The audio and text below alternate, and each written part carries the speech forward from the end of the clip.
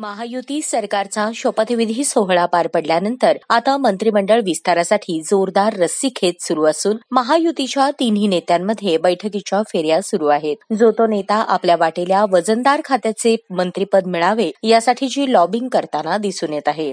हिवाळी अधिवेशनापूर्वी मंत्रिमंडळाचा विस्तार झाला पाहिजे याकरता नेत्यांमध्ये देखील ती लगबग दिसून येत असून शनिवारपर्यंत मंत्रिमंडळाचा विस्तार होण्याची शक्यता वरिष्ठ नेत्यांकडून वर्तवली जात आहे। अशातच गुरुवारी शहर उत्तर विधानसभा मतदारसंघाचे भाजपचे आमदार विजयकुमार देशमुख यांची मंत्रिमंडळात वर्णी लागावी याकरता मार्कंडेय महामुनींची आमदार देशमुख यांच्या हस्ते विधिवत पूजा करण्यात आली।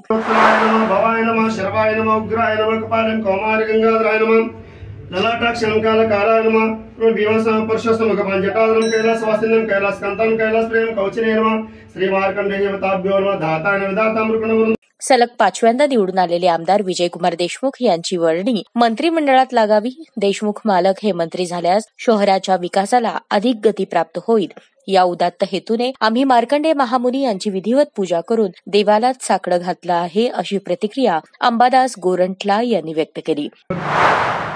आज श्री मार्कंडेय महामुनींच्या मंदिरात सर्व भारतीय जनता पार्टीचे सर्व कार्यकर्ते व समाजातले सर्व प्रतिष्ठित व पदाधिकारी उपस्थित आहेत। श्री माननीय विजयकुमार देशमुख मालकांचं 5व्यांदा आमदारकी म्हणून निवड झालेत आणि त्यांना लवकरच मंत्रिपद मिळावं, सोलापूरचे पालकमंत्री व्हावं असं श्री मार्कंडेय महामुनी चरणी आम्ही प्रार्थना केलो आणि आपल्या स्थानिक सोलापूरचे पुण्याचे एकदा पालकमंत्री व्हावं हीच श्री भगवान श्री मार्कंडेय महामुनी चरणी प्रार्थना केलो। मालकांना याबद्दल शुभेच्छा व्यक्त करतो आम्ही। जय श्रीराम, जय मार्कंडेय।